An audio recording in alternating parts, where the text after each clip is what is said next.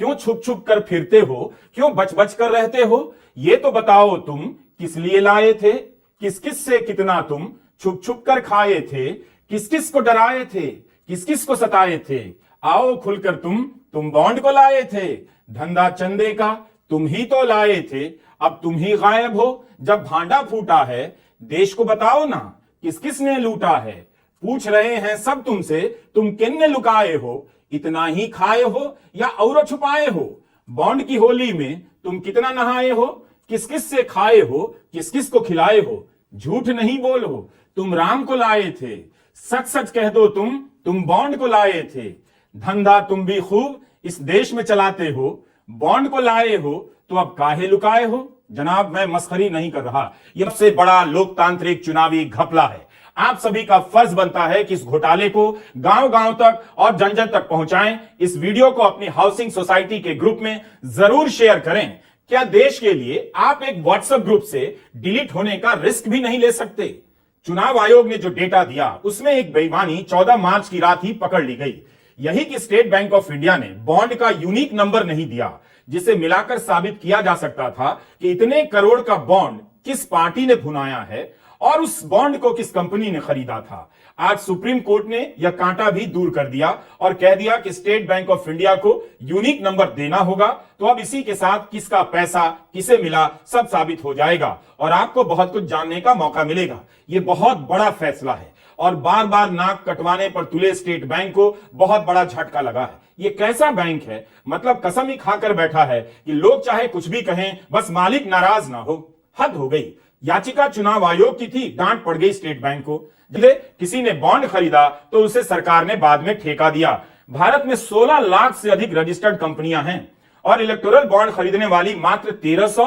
यह नंबर भी बताता है कि मुट्ठी भर लोगों का सत्ता के केंद्र से कितना गहरा असर हो गया है। अब आप इसे देखिए, इसमें कई बुलबुले बने हैं। कुछ बड़े बुलबुलों को देखिए। सबसे बड़ा गोला फ्यूचर गेमिंग का है, जिसने सबसे अधिक 1368 करोड़ के बॉन्ड खरीदे। इसके बाद मेघा इंजीनियरिंग का बबल है, जिसने 966 करोड़ के बॉन्ड खरीदे। गुलाबी रंग में हल्दिया एनर्जी का बुलबुला है, जिसने 377 करोड़ का बॉन्ड खरीदा। उससे छोटा बुलबुला वेदांता ग्रुप का है, जिसने 376 करोड़ का बॉन्ड खरीदा। वेस्टर्न यूपी पावर ट्रांसमिशन ने 220 करोड़, भारतीय एयरटेल ने 198 करोड़ और केवेंटर फूड पार्क ने 195 करोड़ का चंदा दिया, बॉन्ड खरीदा। इसके अलावा इस तस्वीर में कई छोटे छोटे बुलबुले आपको नजर आ रहे हैं। इनकी कहानी अभी सामने नहीं आई है। बड़े बड़े बुलबुलों को देखकर आपको लगेगा कि इनकी संख्या बहुत कम है। यानी 16 लाख कंपनियों में बॉन्ड खरीदने वाली कंपनियों की संख्या 1300 और इसमें से भी जो बड़ी राशि देने वाली कंपनियां हैं उनकी संख्या मुश्किल से 20 या 50 भी नहीं। ये बुलबुले बता रहे हैं कि सत्ता के गलियारे में मुट्ठी भर लोगों का राज रहता है। इसे ही सत्ता और धन का केंद्रीकरण कहते हैं। किसी संदर्भ में ओलिगार्की कहते हैं तो किसी संदर्भ में कॉकस, प्लूटोक्रेसी, क्लेप्टोक्रेसी का भी इस्तेमाल होता है। कुल मिलाकर धनिक और भ्रष्ट लोगों का तंत्र है ये। सबसे अधिक बॉन्ड खरीदने वाली वो कंपनियां हैं जिनका सरकार के बिना काम नहीं चल सकता। खनिज, धातु, टेलीकॉम, ड्रग्स, फार्मा सेक्टर के लिए काम करने वाली कंपनियां जिन्हें लाइसेंस की जरूरत पड़ती है। ऊर्जा, इंफ्रास्ट्रक्चर और इंजीनियरिंग के हैं तो सरकार से प्रोजेक्ट चाहिए। इस पाई चार्ट से आप साफ साफ समझ जाते हैं कि सबसे ज्यादा चंदा बीजेपी को मिला है और उसी का बड़ा हिस्सा दिख रहा है। उसके बाद तृणमूल कांग्रेस है और भारतीय राष्ट्रीय कांग्रेस। राजनीतिक दलों में भी कुछ ही को पैसे मिले हैं। मतलब यह हुआ, कुछ कंपनियां ज्यादा चंदा देकर अपने लिए बड़ी राहत लेती हैं, दूसरी कंपनियों को मैदान से बाहर कर देती हैं। चंदा जाता है बीजेपी को और एक दो अन्य दलों को। इस तरह बाकी दल कमजोर हो जाते हैं। MIT के प्रोफेसर द्वैपायन बनर्जी ने हमारे लिए ये ग्राफिक्स बनाए हैं, हम आभारी हैं। इसी खेल को समझना है। चंद कंपनियों का राज रहेगा, एक ही पार्टी का राज रहेगा। फायदा किसका होगा? सबसे अधिक बॉन्ड खरीदने वाली कंपनी फ्यूचर गेमिंग है। यह कंपनी तब ज्यादा चंदा देती है यानी बॉन्ड खरीदती है जब इसके यहां आयकर और ईडी के छापे पड़ते हैं। यह कौन सी पारदर्शिता है कि जिस कंपनी के यहां फ्रॉड की जांच होती है वो बॉन्ड खरीदने लग जाती है? मतलब भाई अपना है तो बहुत उस्ताद, कलाई दबाकर मुट्ठी खुलवा देता है। यह टेक्निक या टैक्टिस अपने पाले के लोगों के साथ भी आजमाई गई है और अपने पाले में लाने के लिए भी आजमाई गई है। आप कहेंगे पर इलेक्ट्रल बॉन्ड से तो आपको भी फायदा हुआ। बीजेपी को 6000 करोड़ रुपया मिला और आपको 1400 करोड़ रुपया मिला। ये बात सही है, हम इनको इनकार नहीं कर सकते, हम पीछे भाग नहीं सकते। और एक बात मैं आपको याद दिला दूं, ईडी, सीबीआई, इनकम टैक्स हमारे हाथ में नहीं है। हम किसी को धमकी नहीं दे सकते, डरा नहीं सकते। और दूसरी बात, हम बड़े बड़े 10 साल से हम सत्ता में नहीं है। बड़े बड़े हाईवे प्रोजेक्ट, बड़े बड़े पावर प्रोजेक्ट, बड़े बड़े बंदरगाहों के प्रोजेक्ट, बड़े बड़े एयरपोर्ट, हवाई अड्डों के प्रोजेक्ट हम नहीं दे रहे हैं, मोदी की सरकार दे रही है। तो हम इस स्थिति में नहीं है कि हम कॉन्ट्रैक्ट दे सके या कोई पब्लिक सेक्टर कंपनी को बेच सके या ईडी और सीबीआई का इस्तेमाल करके धमकी देकर उनसे हफ्ता वसूली कर सके। यही है बीजेपी और कांग्रेस के बीच में अंतर। उनको 6,000 करोड़ रुपया मिला है, ये एक ही रास्ता है। कुछ नाम इस लिस्ट में नहीं है, वो अलग अलग तरीके से उन्होंने बीजेपी को चंदा दिया होगा, वो ही जानते होंगे। पर यह कहूंगा मैं कि चुनाव शुरू करने के पहले ही बीजेपी ने एक सर्जिकल स्ट्राइक किया है कांग्रेस के खिलाफ। 2019 में आपको याद होगा सर्जिकल स्ट्राइक, 2024 का सर्जिकल स्ट्राइक क्या है? खाताबंदी। हमारे खातों को उन्होंने ठंडे बक्से में डाल दिया है। हम हमारे बैंक अकाउंट ऑपरेट नहीं कर सकते और हमें आर्थिक रूप से अपंग बनाने की षड्यंत्र रचाई गई है। प्रधानमंत्री नरेंद्र मोदी क्यों धर्म पर इतना जोर देते हैं? क्यों वे इस मसले पर नहीं बोल रहे हैं? ताकि आप उनसे इन सब मसलों पर सवाल ना कर सकें।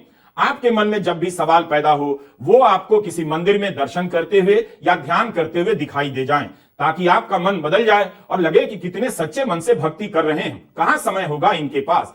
15 फरवरी को सुप्रीम कोर्ट का फैसला आया, 15 मार्च हो गया, इलेक्टोरल बॉन्ड आपके सामने है। एक बार भी प्रधानमंत्री ने इस विषय पर नहीं बोला।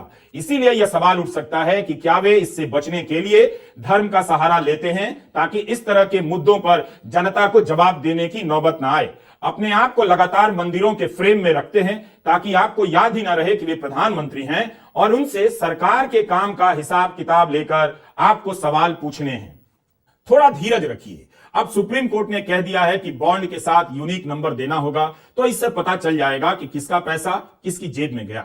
अब आपको मिलाते हैं चंदा देने वाले सबसे बड़े कैरेक्टर सैंटियागो मार्टिन से। बताइए तो, जिस बीजेपी को खुद प्रधानमंत्री 2000 चंदा देते हैं, 2000 रुपए का चंदा, उस बीजेपी को ये कौन लोग हैं जो करोड़ों रुपए का चंदा दे रहे हैं?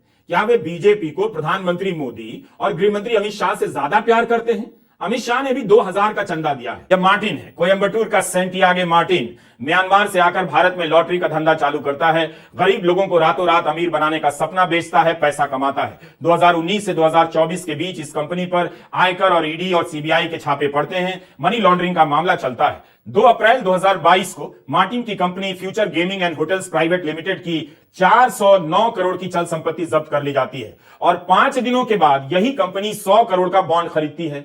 इसके खिलाफ मनी लॉन्ड्रिंग का मामला है, जिसके आरोप में न जाने कितने राजनेताओं को जेल में डाल दिया गया, कितनों को अपनी पार्टी तोड़ने के लिए मजबूर कर दिया गया और कितनों को डराकर उनसे अपनी ही पार्टी की सरकार गिरवा दी गई। लेकिन यह मार्टिन 2019 से 2024 के बीच 1368 करोड़ का बॉन्ड खरीदता है। लॉटरी के कारोबार से जुड़ी कंपनी ने 1000 करोड़ से अधिक का इलेक्टोरल बॉन्ड खरीदा। बॉन्ड खरीदने में यह कंपनी देश में नंबर 1 है। इसके पास चंदा देने के लिए 1000 करोड़ का फंड कहां से आया? यह अपने आप में जांच का विषय होना चाहिए। मगर सवाल बीजेपी से होना चाहिए कि क्या बीजेपी ने मार्टिन की कंपनी से चंदा लिया है? अभी तक जितनी जानकारी आई है, उससे चंदे का राजनीतिक दल से संबंध सीधे सीधे स्थापित नहीं किया जा सकता, क्योंकि स्टेट बैंक ऑफ इंडिया ने यूनिक कोड नंबर नहीं दिया है। मगर मीडिया में उपलब्ध कई जानकारियां और खबरें राजनीतिक दलों से संबंध के बारे में इशारा कर रही हैं। निर्मला सीतारमण वित्त मंत्री हैं। यहां वे लॉटरी कारोबार से जुड़ी कंपनियों के प्रतिनिधियों से मिल रही हैं। 2 अप्रैल 2023 को वित्त मंत्री के कार्यालय ने खुद ही यह तस्वीर ट्वीट की है। वित्त मंत्री से मिलने वालों में जॉर्ज मार्टिन भी हैं। उन्होंने वित्त मंत्री के ट्वीट को रीट्वीट करते हुए खुद ही ये कहा है, वित्त मंत्री को धन्यवाद दिया है। कहते हैं कि लॉटरी का बाजार भारत में खुलना चाहिए, इससे 5 करोड़ रोजगार पैदा होंगे। भारत सरकार को 1.25 करोड़ से अधिक की जीएसटी मिलेगी। यह खबर 2015 की है और इंडियन एक्सप्रेस की। सैंटियागो मार्टिन का बड़ा बेटा चार्ल्स जॉर्ज मार्टिन बीजेपी में शामिल हुआ है। एक साधारण से कार्यक्रम में इसे बीजेपी में शामिल कराया गया। रिपोर्ट में लिखा है कि चार्ल्स मार्टिन ने 3 महीने पहले भाजपा में शामिल होने की इच्छा जताई थी। 2014 में जिस दौरान सेंटियागो मार्टिन 8 महीने के लिए जेल में था, उसके खिलाफ सीबीआई की चार्जशीट दर्ज की जा रही थी। उसी समय उसकी पत्नी प्रधानमंत्री मोदी के साथ कोयंबटूर में मंच साझा कर रही थी। बताइए, आखिर प्रधानमंत्री भ्रष्टाचार में लिप्त पाए गए व्यक्ति की पत्नी के साथ मंच पर क्यों थे, या उनकी पत्नी प्रधानमंत्री के साथ मंच पर क्यों थी? रिपोर्ट में लिखा है कि इसने सिक्किम सरकार को 4,500 करोड़ का चूना लगाया है। इस रिपोर्ट में भाजपा प्रवक्ता का बयान छपा है कि चार्ल्स के पिता पर स्कैम के आरोप हैं, मगर वो नाइस आदमी है, नाइस, और मोदी जी और पार्टी का बहुत आदर करते हैं। इंडियन एक्सप्रेस ने केरल की राजनीति का एक प्रसंग विस्तार से लिखा है कि मार्टिन ने सीपीएम के मुखपत्र देशाभिमानी को 2 करोड़ का दान दे दिया। इसे लेकर पार्टी में भारी विरोध हुआ। मुखपत्र के जनरल मैनेजर को हटा दिया गया और विजयन गुट को यह पैसा लौटाना पड़ा। मार्टिन ने डीएमके नेता करुणानिधि की लिखी एक फिल्म को भी प्रोड्यूस किया है। मार्टिन के राजनीतिक रिश्ते रहे हैं, उसका कारोबार कई राज्यों में फैला है। केरल के पूर्व वित्त मंत्री थॉमस आइजैक ने ट्वीट किया है कि मार्टिन की फ्यूचर गेमिंग और लॉटरी ने बीजेपी को 1368 करोड़ रुपए दिए हैं। इस कंपनी ने सिक्किम में मेरे खिलाफ मानहानि के 2 मुकदमे दायर किए हैं। क्या इन चंदों का संबंध लॉटरी पर जीएसटी रेट घटाने से रहा होगा?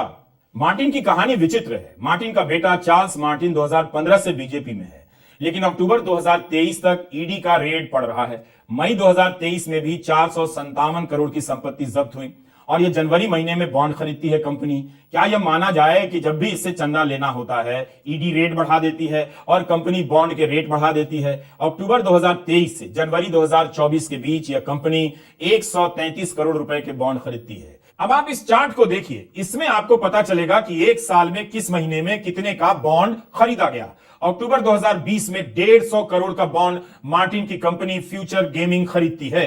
2021 में यही कंपनी 3 बार 109 करोड़, 30 करोड़ और 195 करोड़ के बॉन्ड खरीदती है। एक साल में करीब 334 करोड़ का बॉन्ड खरीदती है। इतना पैसा इसके पास कहां से है? इसी का है या किसी और का पैसा घूम फिर कर आ रहा है? 2022 की जनवरी में 210 करोड़ का बॉन्ड यह कंपनी खरीदती है।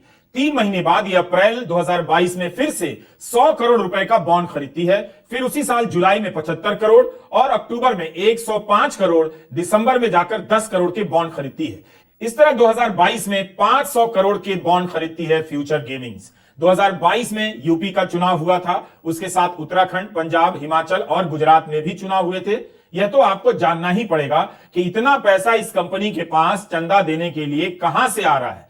यह कंपनी किस पार्टी को पैसा दे रही है? क्या आपको अब भी लगता है कि घोटाला नहीं होगा? उगाही का सिस्टम चल रहा है, एक कंपनी पर छापे पड़ रहे हैं और वही कंपनी करोड़ों के बॉन्ड खरीद रही है। मतलब क्या अंकिलों के चक्कर में आपने अपना दिमाग बिल्कुल ही बंद कर दिया है?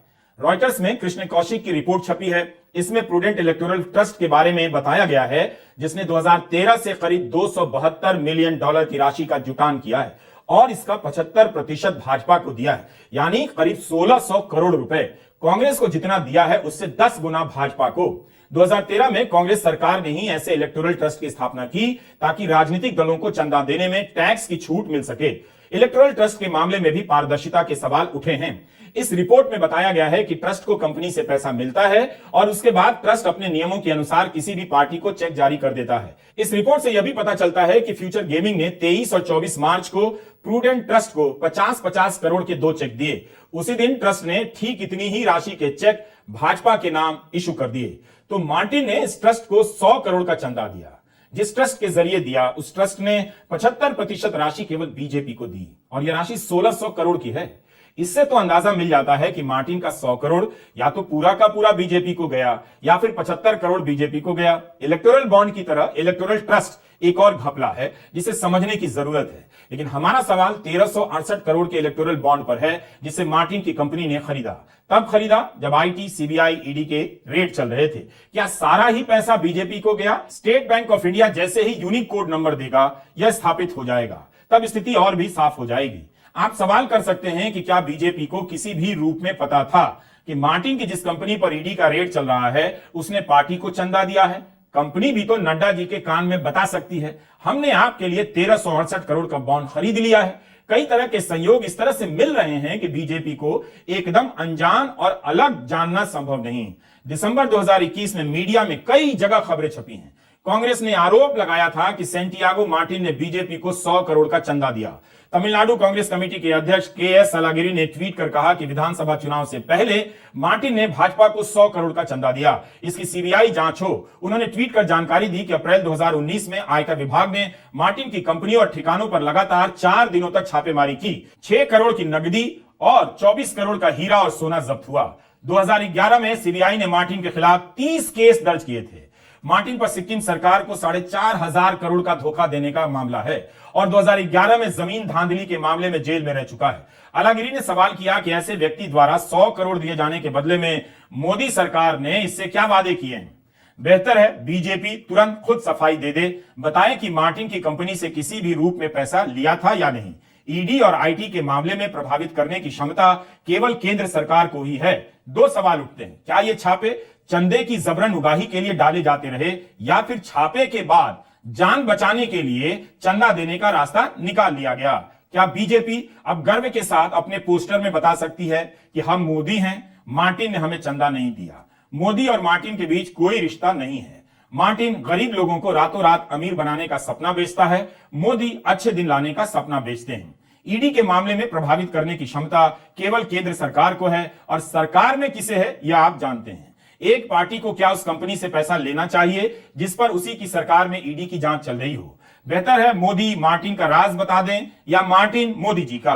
एक तरीका और है, विपक्षी पार्टियां खुद से बता दें कि उन्हें किस किस ने चंदा दिया। ऐसा करने से साफ हो जाएगा कि बीजेपी को किसने और कितना चंदा दिया। वैसे अब जैसे ही यूनिक नंबर आएगा यह साफ हो ही जाएगा। बीजेपी दुनिया की सबसे बड़ी पार्टी है, उसे इस मामले में बोलना चाहिए कि मनी लॉन्ड्रिंग के केस में फंसी कंपनी से उसने चंदा नहीं लिया है। अगर ले लिया है तो हम राम को लाए हैं, हम पैसा लौटाएंगे। मार्टिन का पैसा है, मार्टिन को लौटाएंगे। अब आते हैं हेट्रो फार्मा पर। हैदराबाद की कंपनी है, 7,500 करोड़ की कंपनी बताई जाती है। इकोनॉमिक टाइम्स की रिपोर्ट है अक्टूबर 2021 की। आयकर विभाग हेट्रो फार्मा पर छापे मारता है। 500 करोड़ रुपए के अघोषित आय का पता चलता है। 142 करोड़ का कैश बरामद होता है। इस कंपनी ने छापा पड़ने के बाद इलेक्टोरल बॉन्ड खरीदे। यह वो कंपनी है जो रेमडेसिवियर भी बनाती थी। इस कंपनी ने अप्रैल 2022 में 40 करोड़, जुलाई 2023 और अक्टूबर 2023 में 10-10 करोड़ का बॉन्ड खरीदा, यानी कुल 60 करोड़ का चंदा दिया। कई कंपनियां हैं जिन पर छापे पड़े हैं, तब उन्होंने इलेक्टोरल बॉन्ड खरीदे। क्या यह सवाल गलत है कि इन छापों का इस्तेमाल वसूली के लिए हो रहा था?